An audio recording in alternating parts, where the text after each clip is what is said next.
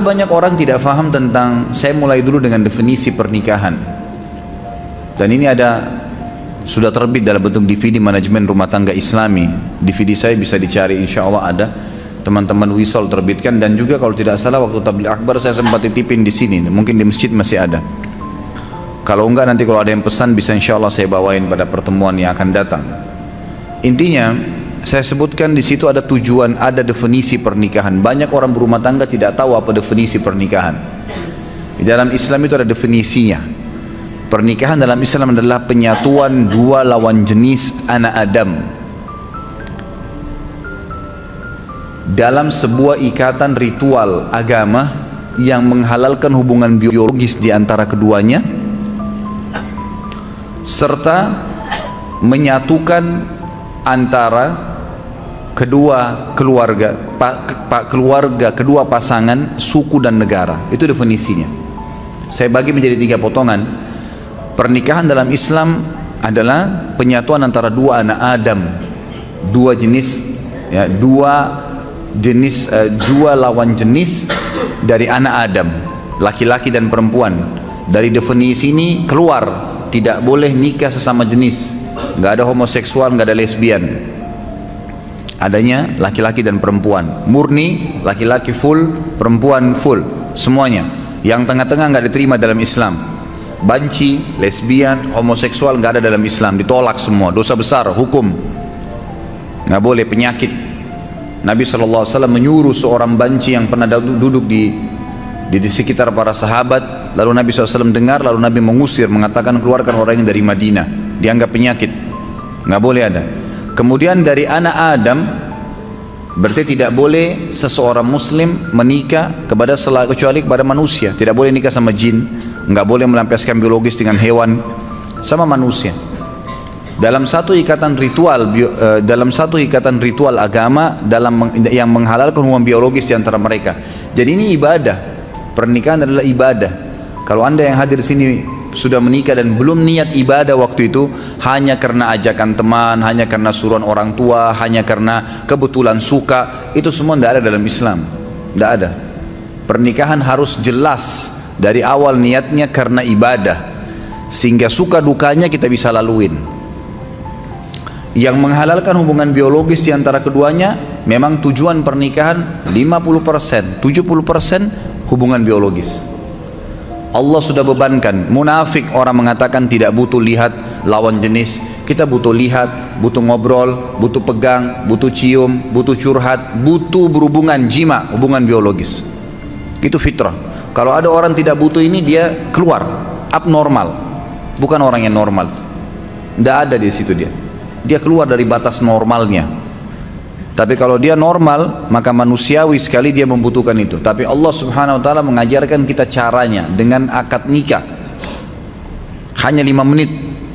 Si wali mengatakan saya nikahkan kamu sama anak saya fulan bin fulan. Kemudian si laki-laki mengatakan saya terima, selesai. Sah pernikahannya, hubungan biologisnya juga sah. Lalu dikatakan akan menyatukan keluarga kedua pasangan. Jangan antum menikah targetnya hanya pasangan kita. Kalau kita menikah, tanda kutip kita juga menikah, tanda kutip ya, kita juga menikah dengan keluarganya. Harus siap, ada ipar, ada mertua. Banyak orang ribut sama mertuanya, ribut sama iparnya karena dia tidak siap. Dia cuma mau pasangan hidupnya saja, eksklusif. Iparnya datang gak dibukain pintu. Suaminya mau bakti sama ibunya, cemberut. Dosa dia. Gimana caranya? Hukum syar'i tidak bisa diubah. Ini bukan hukum rimba. Hukum Allah pencipta langit dan bumi. Laki-laki tetap wajib bakti sama orang tuanya sampai dia mati, dianya mati. Kalau orang tuanya mati atau hidup, tetap wajib dia bakti. Tidak boleh istri menjadi penghalang suaminya untuk ketemu ibunya, bakti, ngantarin makanan, ziarah kuburnya kalau mati. Nggak boleh, haram. Dia harus dukung. Banyak istri bangkang dalam poin ini, sampai seorang anak berani bangkang dengan orang tuanya. Bahkan saya tahu ada kejadian di Jakarta, karena istrinya nggak suka, tadinya dia belikan rumah ibunya di sebelah rumahnya, dipindahin ibunya. Durhaka sama orang tua. Sampai ulama mengatakan kalau ada seorang anak laki-laki menikah, kemudian dia biarkan ibunya duduk di belakang, istrinya di depan, dia durhaka itu. Itu namanya, durhaka. Kecuali ibunya yang minta. Tidak boleh. Dan ini wanita harus faham nih. Nggak bisa. Kalau wanita seperti ini diceraikan, halal dalam agama Islam. Dia menjadi penyebab si anak putus dengan orang tuanya, halal diceraikan. Nggak boleh. Lain kalau perempuan yang memang menikah suaminya nomor satu. Sama Anda juga sebagai laki-laki, tahu perempuan ini pada saat menikah dia punya orang tua, dia punya anak, dia punya saudara, kita punya ipar, harus bisa datang ke rumah, bertemu. Ustadz, mertua saya cerewet, nggak apa-apa, cobaan. Enaknya hidup nggak mau ada cobaan, gimana caranya? Harus ada cobaannya. Ada orang dicoba di pasangan hidupnya, di mertuanya, di iparnya, di anaknya, di tetangganya, banyak, harus ada cobaan. Kalau nggak ada cobaan, hidup kita datar terus, nggak ada seninya kehidupan ini.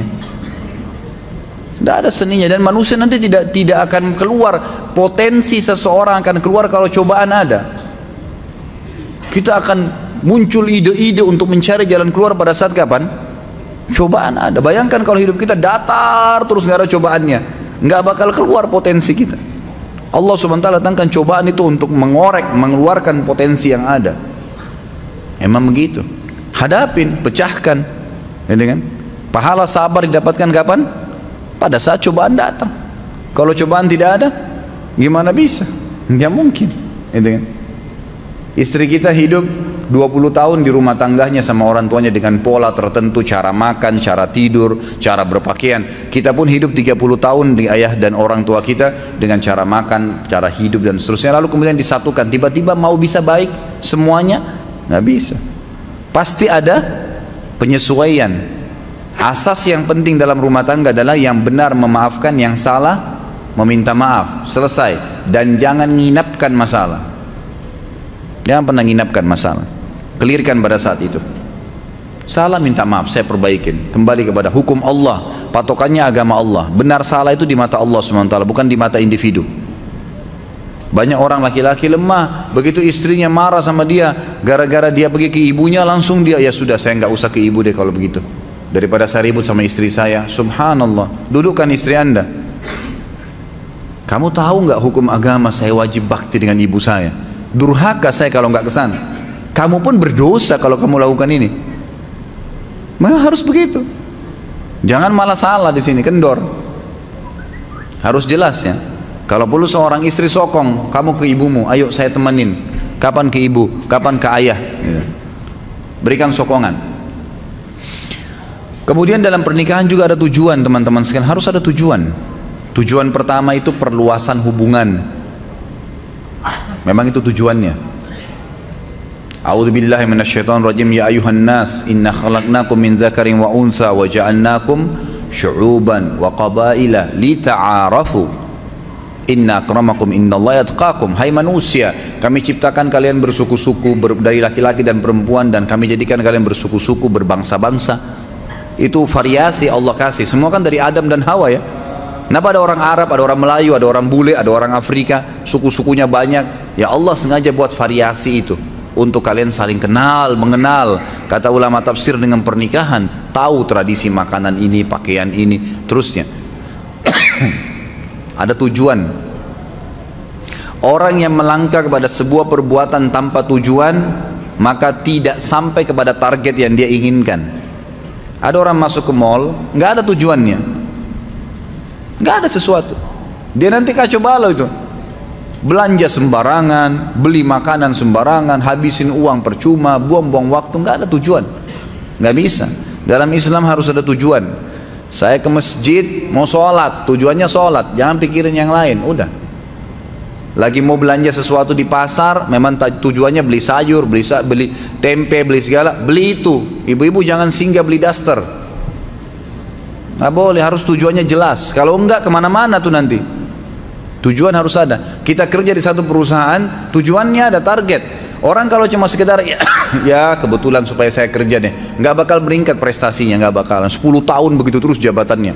Tapi kalau ada tujuan saya masuk di sini apa nih? Kelas tertingginya dalam target di perusahaan ini apa? 1, 2, 3, 4, 5 jenjangnya. Target saya 2 tahun saya sudah harus sampai di tingkat yang kelima. Harus ada target. Nggak bisa, dan itu dengan tujuan kita masuk ke situ. Tujuan berumah tangga ada.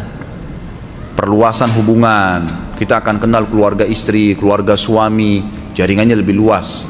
Yang kedua, tujuannya itu keturunan. Kalau ada laki-laki yang melamar akhwat di belakang sana bilang, saya mau nikah sama kamu tapi nggak mau punya anak ya, tolak langsung. Nggak ada ceritanya itu. Tujuan pernikahan dari mana kita bisa mendapatkan keturunan? Allah SWT jadikan hubungan biologis itu satu-satunya jalan untuk berlanjut generasi manusia. Yazra'ukum fi, kata Allah. Dengan pernikahan itu Allah jadikan kalian berkembang biak di situ. Memang begitu, tujuannya ada. Yang ketiga, ketentraman. Nikah butuh ketentraman. Cari orang yang akan jadi pasangan kita yang buat ketentraman, dan itu hanya satu poinnya supaya bisa tentram, cari agamanya, imannya ada. Kita sudah tahu semua itu, maka agamanya didahulukan. Bagaimana agamanya dia? Kalau weekend, kalau liburan, kemana ya? Oh, saya ke majelis ta'lim ini. Oh, saya hadir di pengajian ustadz ini. Oh, saya kalau weekend ke karaoke, saya ke pantai di Ancol duduk dengan sama teman-teman. Oh, saya main gaple. Udah jelas. Tidak ada ketentraman, mustahil, karena habis nikah dia akan buat sama itu. Dia akan buat sama. Perempuan yang nikah sama playboy asalnya sebelum nikah, jangan heran kalau dia selingkuh setelah nikah. Wajar itu. Laki-laki yang menikah dengan wanita yang tidak pakai jilbab, jangan heran kalau setelah menikah dia tidak pakai jilbab, atau dia tidak sholat, atau memang dia pernah bohong, ya dia akan bohong. Itu tradisi dia. Cari orang yang bawa ketentraman. Dan itu patokannya adalah agama. Dan yang keempat, tujuan pernikahan adalah menjalankan perintah Allah dan Rasulnya. Di ibadah didiatkan untuk itu. Kata Nabi SAW, an-nikahu sunnati wa man raghiba an sunnati falaysa minni. Siapa yang menikah itu adalah bagian dari sunnahku, siapa yang menolaknya maka bukan siapa yang menolak sunnahku maka bukan dari golonganku. Jadi ada tujuan-tujuan. Di antara substansial tujuan pernikahan yang kelima adalah memenuhi hubungan biologis, kebutuhan biologis. Itu tujuan memang. Tujuan kita menikah memang untuk melampiaskan biologis. Untuk ngobrol, tatap-tatapan, ciuman, pegang, hubungan biologis, bahkan digantungkan pahala besar. Boleh nggak pacaran Ustaz? Boleh, setelah akad nikah. Sebelum akad nikah nggak ada pacaran dalam Islam. Bagaimana caranya saya kenal dia? Banyak orang sekarang begitu. Harus terperiksa tai lalatnya perempuan itu di tangannya ada nggak? Lihat rambutnya seperti apa, dan beragam macam alasan. 3 rahasia penting dalam agama untuk mengenal konsep ta'aruf dalam Islam: kenali fisiknya, kenali keluarganya, kenali lingkungannya. Titik, selesai. Fisik sesuatu apa yang kita menarik nih? Kata Nabi SAW, lihat dari lawan jenis yang kau mau nikahi sesuatu yang menarik buat kamu. Apa saja? Alisnya, warna kulitnya, sesuatu di wajah dan telapak tangan yang jadikan patokan. Sudah selesai? Oh iya, ini mungkin masuk di kriteria saya. Baik, cukup. Kemudian masuk yang kedua, ke keluarganya. Secara umum, keluarga ayahnya akan mewariskan fisik kepada anak cucu kita nanti. Keluarga ibunya akan menurunkan karakter dan sifat. Saya sudah pernah jelaskan, yang sahabat kulitnya putih, istrinya putih, anaknya hitam seperti anak Afrika. Suaminya langsung bilang, pasti kau selingkuh. Kok bisa saya putih, kamu putih, ini hitam keluar nih. Kata istrinya, demi Allah saya nggak pernah disentuh kecuali sama kamu. Ribut, didengar oleh Nabi SAW, dilapor, ya Rasulullah, nih lihat nih, putih-putih ini hitam. Gimana bisa? Nabi SAW diam sejenak, datang wahyu. Lalu Nabi SAW tanya sesuai dengan wahyu kepada laki-laki tersebut, ada gak kakekmu kulitnya hitam begini? Dia bilang ada. Ini keturunannya itu. Jadi fisik turun. Makanya biasa kita dapat suami istri mukanya beda sama anaknya kan, karena itu dari kakek-kakeknya, dari turunan ayah mereka. Jadi turunan ayah istri dan turunan ayah suami itu sama, nanti menurunkan, mewariskan fisik secara global ya. Jangan dilihat substansialnya, secara global. Kemudian keluarga istri keluarga ibu dari istri dan keluarga ibu dari suami itu akan menurunkan karakter, sifat. Secara umum, oh keluarganya calon saya ini umumnya dosen semua, suka belajar. Itu sudah sifat umum keluarga. Ada satu pemabuk, satu ini nggak dihitung. Umum global ini yang dijadikan patokan. Kemudian kenali lingkungannya. Boleh orang kalau ta'aruf tanya, kebiasaannya apa ya? Kerja di mana? Oh kebiasaan saya kalau lagi iseng saya pulang kantor ke karaoke, duduk sampai jam 12 gitu. Habis itu saya pulang, saya hibur diri saya ke bar sampai jam 1, pulang istirahat, besok kerja lagi. Sudah bisa dibaca belum? Oh saya kalau lagi kosong ya nggak apa-apa, saya cuma duduk gitu di rumah. Kalau akhwatnya bilang, kadang-kadang saya nonton TV duduk, saya putar nonton film India dari pagi sampai sore. Sudah tahu belum? Udah punya gambaran lingkungannya. Berarti nanti akan begitu tuh kalau sudah menikah. Oh saya kalau pulang taklim mampir Nur Iman belajar. Saya belajar taklim. Oh saya kalau weekend saya hadir tablik akbar di sini. Dan seterusnya. Saya mulai ikut tahfidz Quran, beberapa surah di store setiap minggu. Nah itu berarti kita tahu lingkungannya. Nah ini berarti bagus nih, gitu kan? Itu saja. Nggak perlu pacaran keluar sama-sama, nggak usah. Semoga Allah berikan hidayah. Kadang-kadang ada orang tua, kok bisa itu loh. Datang laki-laki malam minggu, tante, om pamit ya, saya mau bawa anaknya. Iya silahkan. Masya Allah. Silahkan dibawa ke Ancol, dibawa ke bioskop dingin-dingin terus ndak zina. Bohong, ndak zina. Bagaimana caranya nggak zina? Gitu kan? Nggak ada, paling sedikit itu sudah iktirab ke zina. Ujung-ujungnya, nggak bisa, susah. Nanti hamil di luar nikah, sibuk nikahkan. Bagaimana? Dari mana sahnya nikahnya orang hamil itu? Mana anaknya nggak jelas statusnya, nggak boleh dinisbatkan kepada pemilik sperma, nggak ada hak waris di antara mereka. Kalau anaknya perempuan dari hasil zina, dia nggak punya hak wali. Banyak sekali rentetan hukumnya. Tujuan pernikahan termasuk yang tidak kalah pentingnya adalah kebutuhan biologis. Itu nggak bisa dipungkirin. Teman-teman kalau yang punya anak, jangan tunda mereka menikah, nikahkan. Karena kadang-kadang subhanallah fitnah terjadi.